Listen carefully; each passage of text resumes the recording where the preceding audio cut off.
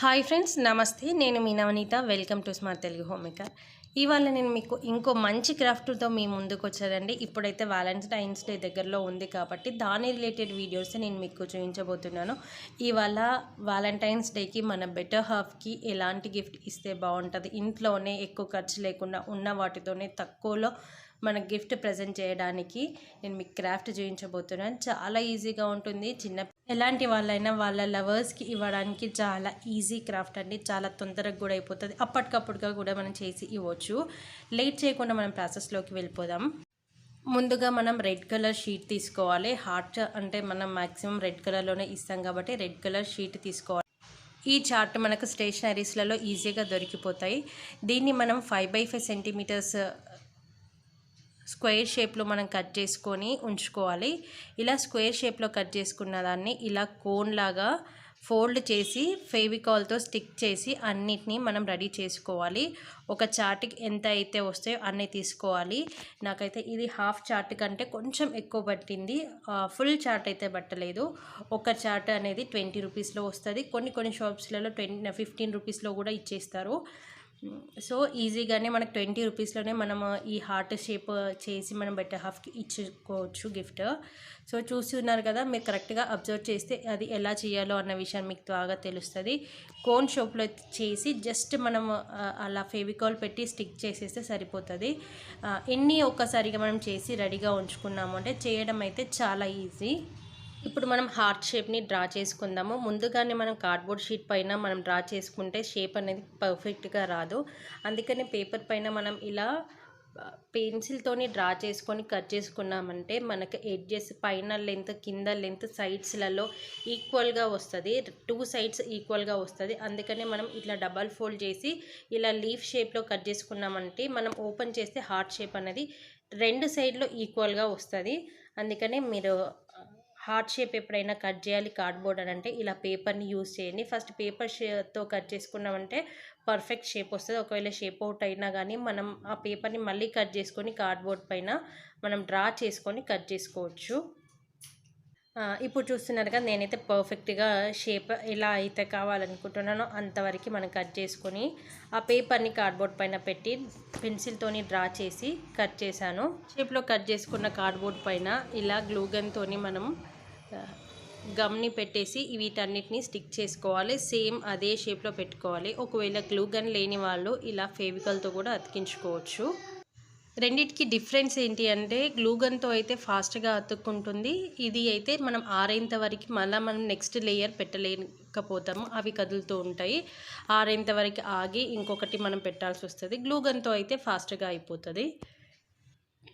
కరెక్ట్గా అబ్జర్వ్ చేయండి. చాలా ఈజీగానే మనం పెట్టుకోవడం అయితే కష్టమేం కాదు. ఎప్పుడైనా మన లవ్ని ఎక్స్ప్రెస్ చేయాలి అనుకుంటే ఎలాగైనా చెప్పొచ్చు. మన గిఫ్ట్స్ ఇస్తేనే మనం లవ్ని ఎక్స్ప్రెస్ చేసినట్టు కాదు, కానీ సో ఇస్తే అదొకటి సెలబ్రేషన్స్ చేసుకున్నట్లుగా మనం చేసుకోవచ్చు అంతే. మనం ఒక లేయర్ అంతా పెట్టిన తర్వాత నెక్స్ట్ లేయర్ కూడా దాని పైన నుంచి ఒకదాని పక్కన ఒకటి, ఆ రెండింటి మధ్యలో ఒకటి, రెండింటి మధ్యలో ఒకటి, అలా మనం చుట్టూతా ఇంకొక లేయర్ పెట్టుకుంటూ రావాలి. అలా ఒక్కొక్క లేయర్ మొత్తం మనం దగ్గరకు వచ్చేంత వరకు అన్ని లేయర్స్ని మనము పెట్టుకుంటూ వచ్చినామంటే హార్ట్ షేప్ అనేది మనకు రెడ్ హార్ట్ అనేది రెడీ అవుతుంది. చూస్తున్నారు కదా, మనకి ఈజీనే. కొంచెం ఫెవికాల్తో పెట్టారు అంటే కొంచెం టైం పట్టింది. అదే గ్లూగన్తో అయితే ఫాస్ట్గా అయిపోతుంది. చూస్తున్నా సెకండ్ లేయర్ కూడా మనకు రెడీ అయిపోయింది. థర్డ్ లేయర్ కూడా మనం అలాగే పెట్టేసామంటే ఇలా దగ్గరకు అయిపోతుంది.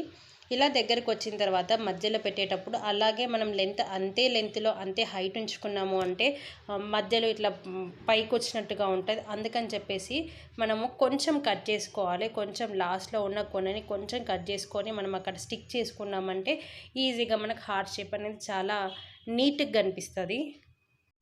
చూడండి, చక్కగా మనం అన్నిటినీ గ్లూగన్తో అతికిద్దాం. గ్లూగన్ లేకపోయినా ఫెవికల్తో అయినా అతికించుకోవచ్చు. ఈజీ అనేది చాలా ఈజీగా అంతే. మనం ఇవన్నీ అతికించాము అంటే కొంచెం వాల్ హ్యాంగింగ్ లాగా మనం దీన్నే వాల్ హ్యాంగింగ్ లాగా కూడా చేసి మనం ఇవ్వచ్చు. వాల్ హ్యాంగింగ్ అంటే ఏం లేదండి, వెనకాల మనకు కొంచెం రిబ్బన్ లాంటిది మనం స్టిక్ చేసాము అంటే దాన్ని వాల్కి హ్యాంగ్ చేసుకుంటే నీట్గా కనిపిస్తుంది.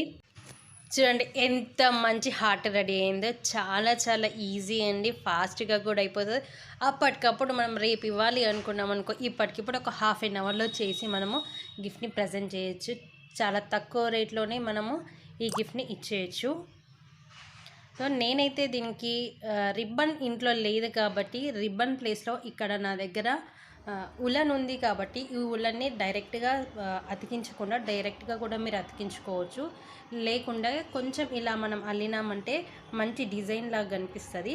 అందుకని చెప్పి దీన్ని ఇట్లా కొంచెం ముడిలాగేసి దాని మధ్యలోంచి ఇంకో దారం తీస్తూ ఉంటే మనం జడ అల్లినట్టు వస్తుంది. మగ్గం వర్క్ అంటారు కదా, అలా వస్తుంది. అలాంటి డిజైన్తో మనం పెట్టామంటే కొంచెం మంచి లుక్ వస్తుంది. ఆ థ్రెడ్కి కూడా వెనకాల సైడ్ మనం ఇలా ఫేవికాల్తోని కానీ గ్లూతోని కానీ పెట్టేసి మనం ఆరబెట్టాము అంటే చక్కగా దానికి అతుక్కుంటుంది. మనకు వాల్ హ్యాంగింగ్ కూడా చాలా నీట్గా మంచిగా కనిపిస్తుంది.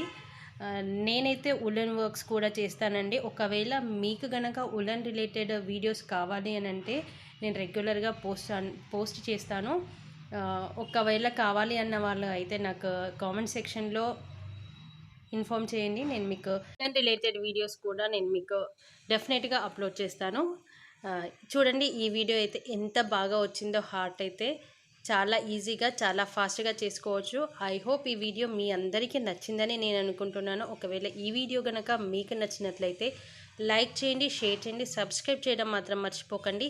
Thanks for watching. ఇంకో వీడియోలో మళ్ళీ కలుద్దాం. బాయ్.